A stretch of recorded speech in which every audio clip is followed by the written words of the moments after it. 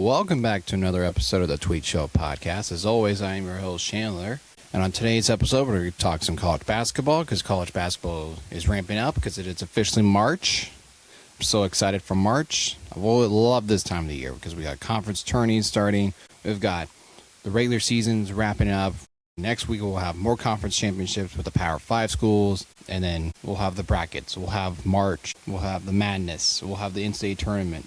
We'll have everything. So we're kind of talk about the bubble watch, talk some other college basketball related news, anything that relates to college basketball. And then we're going to talk some NFL here because there's some NFL news that probably needs to be talked about. So we'll talk about all that and maybe some other work drama and love life stuff towards the end of the show. So with that all being said, we'll get started with today's episode.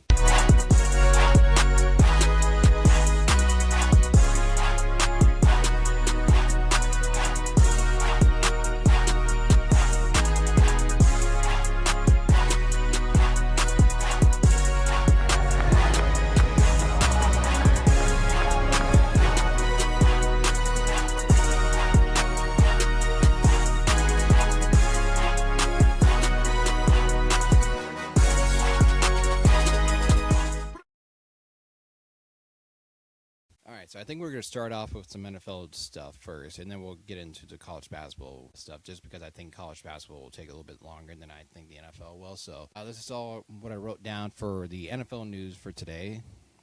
Breece Hall got tagged, but it's the non-exclusive tag, so he can go talk to other NFL teams, but they would have to trade for him, and it'd be like a hefty price. I think it'd be like at least a first-round pick or something to that effect. So most likely he's going to be a Jet this coming season, but you never know. Maybe somebody will be willing to trade for Breece Hall. So that will be determined. And then we also learned that Kyler Murray will no longer be a Arizona Cardinal. His era with the Arizona Cardinals has come to an end. And unfortunately, I'm still kind of a believer in Kyler Murray. I think there's still something there that he could flourish, and maybe in another team, maybe a fresh start will rejuice and what's the word I'm looking for? Revive his career a little bit, because he's a former first-round pick, number one pick, and I think he obviously have some good moments with there in Arizona, but I think it was probably the right decision just because they're paying him a lot of money, and obviously wasn't necessarily kind of living up to that hype of what the Cardinals kind of expected to pay for him. So I think it was a smart move, but now the question is, where is Kyler Murray going to end up? I think Minnesota would be an intriguing fit. I know my cousin, who's a Vikings fan, wouldn't necessarily be a fan of that.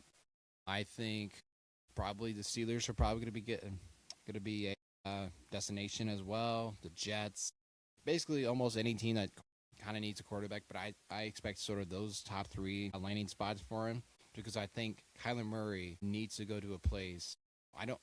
If he wants to succeed, I don't think you want to go to the Jets. So forget the Jets. But I think if you went to the Steelers, maybe you would have a better chance of succeeding, just because, it's the Steelers and they just don't lose, even though they've been the most mid team ever. And I've been thinking they should rebuild instead of just continue on this recycle of old quarterbacks or reuse quarterbacks and just finally get a young quarterback, I guess. But now just Kyler Murray would be a young quarterback to have. I don't know. But I think Minnesota would be kind of interesting just because I think Kevin O'Connell could,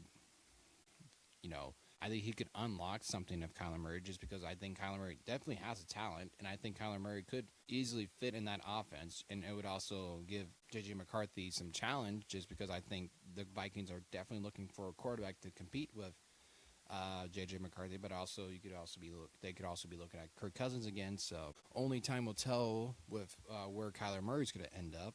We also had a no tag for Trey Hendrickson. Can't even pronounce his name right. But anyways, he's not getting tagged. He'll be a free agent. The Bengals are letting him walk. I think for a while, I know on Bears Twitter, they were kind of wanting him to come to the Bears. And another news relating to my Bears, Dahlman has retired at the age of 27. It sucks, because he was a really good center for us, and can't always have nice things if you're a Bears fan sometimes. But I mean, you obviously like human side of things. Congratulations. I hope everything's okay. I'm sure it wasn't an easy decision for him to make that he wanted to retire at the age of 27, which is the same age as I am. Him and I are basically the same age, and he's retiring from the NFL with millions of dollars, and I'm stuck at a crappy job. Anywho, so yeah, the Bears are now going to have to go find a new center, and there's been some rumors about the Commanders center, the Tyler Lindebaugh could be an option, or they could drop somebody. But we weren't really going to head into the draft or free agency thinking, oh, we should find a new center or retool the offensive line. Even though there could have been, you could have, maybe draft or signed somebody or drafted somebody in the early rounds just for depth. But now we're gonna find a new center, and we'll see how that goes. But yeah, I mean, then obviously everybody's been talking about Max Crosby's been in all of Bears and Bears Twitter and Bears social media, and every Bears person has been asking, is Max Crosby going to get traded to the Bears? Because Caleb Williams recently was on his podcast, and he's been linked to the Bears for the longest time. But I'm sure there's other teams out there that would love to have Max Crosby. If Max Crosby comes with the Bears, fantastic, great. It fixes the D-line situation because then we have an elite pass rusher, but it still doesn't really fix the offensive line, but it fixes the defense for sure. So hopefully we find a new center and fix all that. And then the latest news that happened this morning, Trent McDuffie has been traded to the Rams. So Trent McDuffie is now going to the Rams, and the Chiefs are receiving the Rams' 29th pick, this year's 5th round, this year's 6th round, and a 2027 3rd-round pick. I think Trent McDuffie is still in a pretty good corner in the league for sure. I think the Chiefs weren't, because I can't remember. I think they drafted him. I think that was because he came out of K-State, right? So I think it's a good trade for the Rams for sure. Let me just figure out where exactly Trent McDuffie is from. I think he's from K-State. Oh, he came out of Washington. For some reason, I was thinking he from K-State or something. Maybe I was thinking of someone else. But anywho, so yeah, Trent McDuffie is now in the Los Angeles Rams. It obviously buffs up the secondary for the Rams, and obviously the Rams were one game away from making it to the Super Bowl. So obviously, I feel like this was definitely a move that's thinking that they are trying to make sure they stay within arm's length of the Seahawks, obviously in their own division, and obviously the Super Bowl defending champs and all that. So it's an interesting move for sure for the Rams just to bolster that secondary, because I think they were going to probably lose some people, I think, to free agency. So I'm assuming they wanted to get somebody elite like Trent McDuffie, who is still a pretty good talent. But obviously, I think the Chiefs now are sort of trending, I think, with this whole Patrick Mahomes ACL injury. And I think that, they're a bit older. And I think they're going to try, and I'm not covering the team, and I haven't really done my research. But this is just based on vibes and what I'm just guessing here, is that I think they're going to try and lean a little bit more younger. And then hopefully they hit on some really young prospects in the draft or in free agency or something like that. Because I don't know when Mahomes is going to come back. And even though I think most people think he could come back for week 1, I don't see that really happening. But so we'll see how that all goes with Mr. Mahomes and the Chiefs and what their direction is, sort of. But I'm going to lean towards that they're going to try and get younger on all that. So yeah, that's your NFL news. We're going to switch over to college basketball now. And now that college basketball is sort of ramping up here, we're getting into the conference tourneys and with all these smaller conferences, and now the regular season is sort of ramping up for the big schools and big boys, with this being the final week of the regular season. We are officially on bubble watch. We are trying to figure out if Bruce Pearl really hates Miami of Ohio, and we're also trying to figure out who are the contenders and who are the non-contenders and anything like that. So we're going to start with the bubble watch here. We're going to figure out who's on the bubble watch. Let's see, because I had a thing for the bubble watch here. Where did it go? Here we go. Here it is. Okay, so this ESPN article is saying who's got work to do, who doesn't. I don't know how updated it is, but let's see. It was updated as of today, I guess, of this recording here at 11:55. All right, so he's got 7 locks for the SEC. He's got Florida, Alabama, Vanderbilt, Arkansas, Tennessee, Kentucky, and Georgia. I think Kentucky should be in, but they are they're so inconsistent. It's crazy. Georgia, I haven't really watched too much of Georgia, but I know they just beat Alabama last night, and they might be able to score the ball. I'm gonna have to watch some SEC basketball here in the coming days, and then should be in. He has Missouri. I think Missouri should be in for sure, even though they just lost to Oklahoma, which is sort of a bad loss, but I think they should be in. You got Texas. I don't know too much about Texas, even though the only thing I know about Texas is they have Sean Miller. And I guess they should be in, but I'm not 100% sure on that one. Work to do. He's got A&M. They just beat Kentucky last night, so I think that should help them get in. And then he also has Auburn. I do not want Auburn in the tournament. They don't deserve to be in the tournament. Get them out of the tournament. I don't want them on the bubble either. Just out. They're not that good. They've been so inconsistent. They've lost never mind. I want to use this platform to make sure that Auburn doesn't get in because I'm tired of them being on the bubble. They're 16-14. They have lost 7 of their last 9 games. 7 of their last 9 games they have lost, and now this weekend they have Alabama. So I'm going to make sure that Auburn doesn't get in. With all my heart, I'm going to try my best. I'm going to use this platform to make sure that the Auburn Tigers don't get into the tournament because they don't deserve to be in the tournament over I want like a smaller, a mid-major school that actually deserves to be in over the Auburn Tigers. So that's my take. All right. This person also has Michigan, Illinois, Purdue, Michigan State, Nebraska, and Wisconsin. All should be locks. And then should be UCLA, Iowa, and Ohio State. Ohio State, just because they beat Purdue, I guess sort of gets them that win that they've been looking for. But I don't know. I'm a little hesitant about Ohio State. Indiana, I don't think should be in. They stink. USC stinks. Get them out. They also lost their quote-unquote best player who just decided to leave the team or anything or something like that. And then you have the Big 12 with 6 locks with Arizona, Houston, Iowa State, Texas Tech, Kansas, and BYU all should be in, or all locks, I should say. And then you have the UCFs should be in, and then TCU should be work to do. They just beat Tech last night. They should be in. Put TCU in the tournament, put them in, and then Cincinnati is sort of in the hovering around the. They got a little bit more work to do, but I think they could, if they beat TCU this weekend, and if they win like a couple games in the Big 12 tournament, I think they have a chance of making the tournament. But they're going to have to got some work to do for sure, because they actually have wins against Iowa State, Kansas, and BYU. Get into the discussion of making the tournament, but only time will tell with Cincinnati. As for the ACC, I don't think that many teams for the ACC should be in the regard, to be honest with you, because you got Duke, Virginia, North Carolina, Louisville, NC State. They are not looking good right now. They are not playing good basketball right now because they just lost to Notre Dame and they got their ass kicked by Notre Dame as well. Or not Notre Dame, but Duke. They just got their ass kicked by Duke, but Duke's probably the best team in the country. But anyways, then you have should be in Clemson. Yeah, I think Clemson should be in. Miami.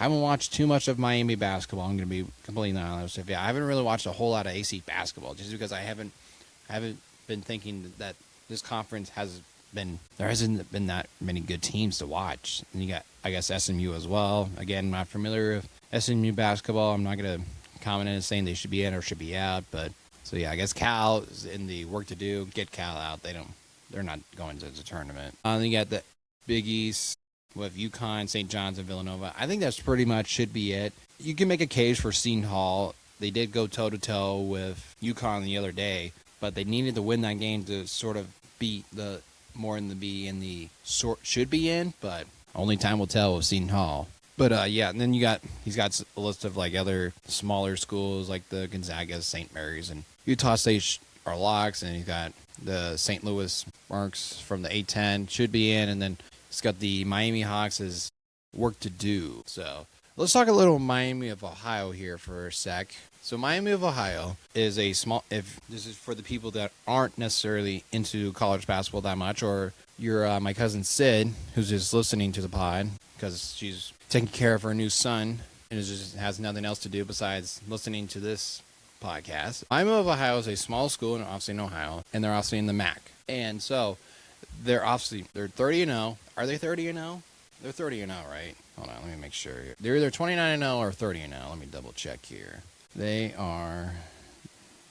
Where is Miami? Ohio is 30-0. They have one more game against Ohio on Friday, to solidify being 31-0. So there were some comments made by Bruce Pearl this past weekend saying that Miami, Ohio isn't one of the best 68 teams or best or deserving. Basically, he didn't like the term saying like deserving.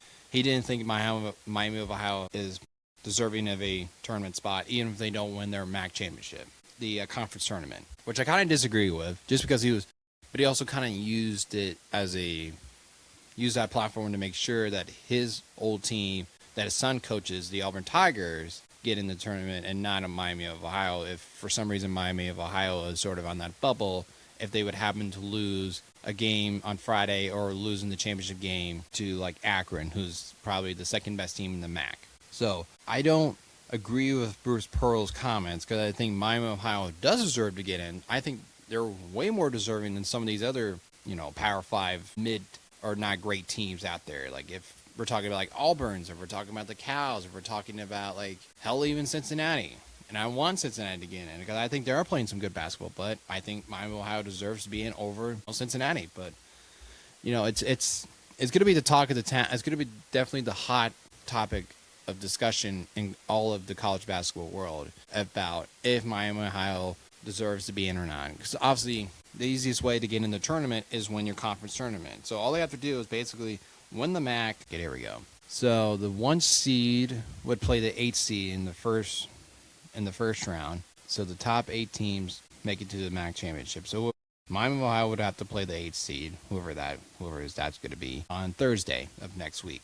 And then they'll play in the semifinals on Friday and then the championship games on Saturday. So let's say Miami of Ohio wins the first game, but then they lose the second game to the 4 or the 5 seed. And that's their only loss of the year, and Akron goes on to win the MAC championship.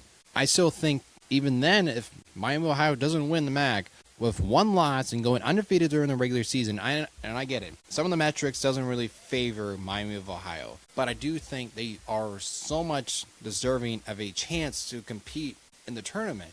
Are they going to win the whole thing? Probably not, because it's Miami of Ohio, and I think there are a lot better teams in Miami of Ohio. But can they make a run? Can they win 2 games? Sure, absolutely. That's what the tournament's all about, because you never know how many games Miami of Ohio could win.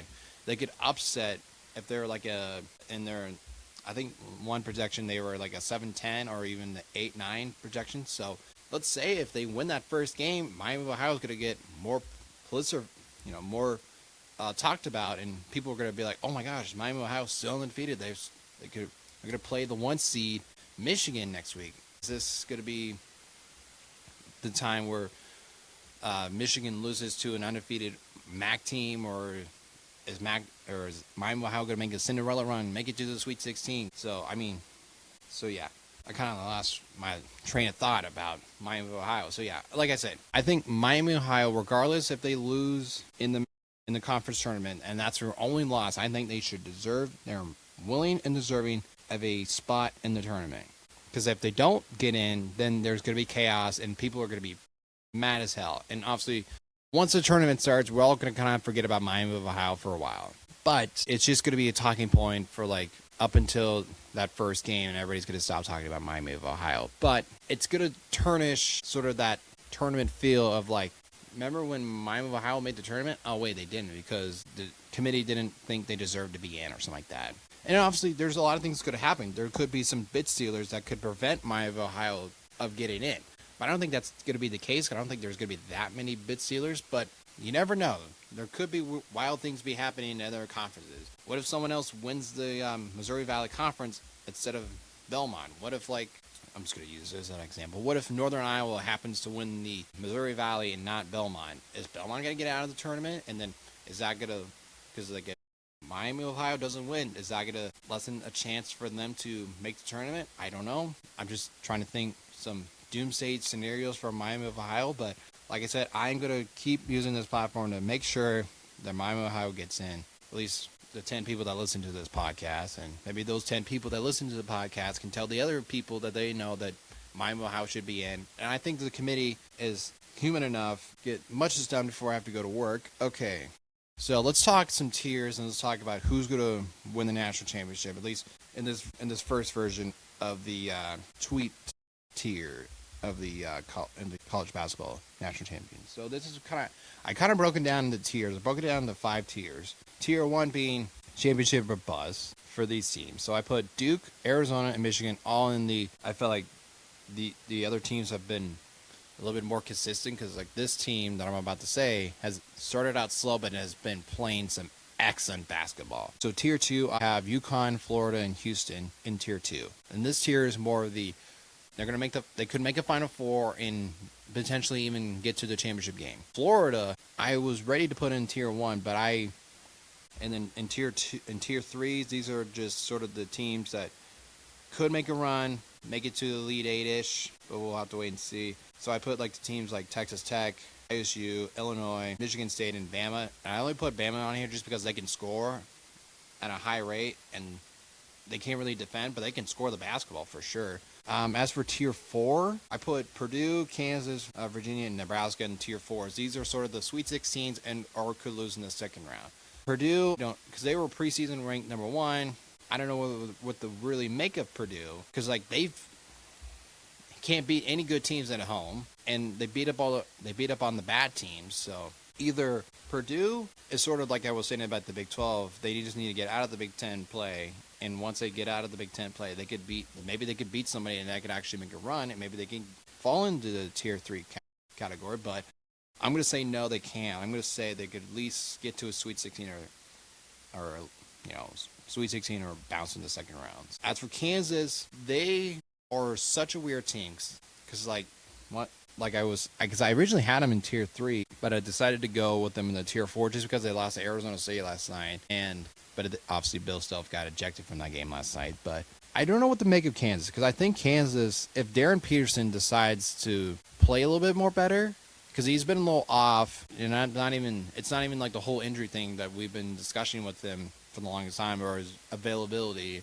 I don't know, something's a little off about Peterson on his games, strictly game, because I think he's actually playing for once. We haven't like complained about his availability, and he's actually playing. It's just not playing as well right now. So if somehow he can put the cape on and maybe get Kansas back to that tier 3 of making a run in the NCAA tournament, then we'll have to wait and see. And then Virginia, I haven't really watched too much Virginia basketball, but I feel like they are more of a scoring team and a little bit more up-tempo, at least what I've sort of seen and read maybe. I know they're a little bit more than the old Virginia teams that were slow pace and they played defense and they would only score like 50 or 60 points to win a basketball game. So this Virginia Cavaliers are a lot different than the old ones from Tony Bennett's era.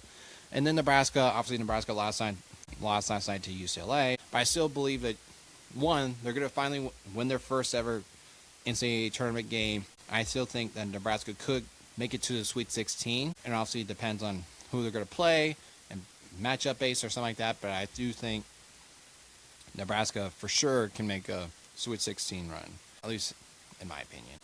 And then in tier 5s, these are sort of the Cinderella teams that I wrote down. I wrote like St. Louis, Miami of Ohio, as I already discussed, and Belmont from the Missouri Valley.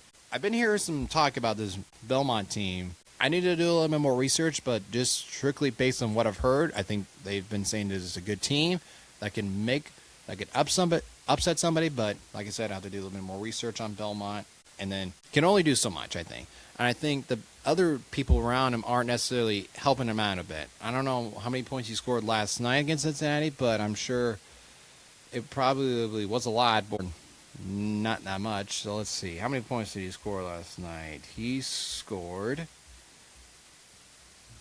and they lost the BYU game. He scored 23 points. He was 7 of 21. So I think if BYU can somehow get a little bit more consistent from the others and not just AJ DeBonza, here's the ball, go do something with it. I think he's got to, doesn't have to carry the load on his back and doesn't have to do anything else. We'll have to see what BYU does this tournament because I am probably going to pick them to either win their first game or lose in the second or lose in that first round game. There's no in between. They're either going to go to the Sweet 16 or they're going to lose in the first round. There is no in between. They're not going to win the first and then lose in the second. They're either losing that first round game or they're going to the Sweet 16. There is no in between because somehow AJ DeBonta is somehow just going to... You know what? I'm going to save that for another pod because I probably do need to get to work here here soon. Anyways, I think that's gonna be it for today's episode. I appreciate everybody listening. If you liked some of all that college basketball stuff, maybe we'll do a little bit more. Do some more recaps from this weekend. I was really hoping to record a podcast last week, but due to scheduling conflict, I wasn't able to, because I was sort of get us all prepped up for March and be like, oh yeah, this is the best time of the year and all that. But like I said, due to scheduling conflicts, I couldn't get any time to record a pod. Like I said, I appreciate everybody listening to the episode. So that's all I have for now. So like I said.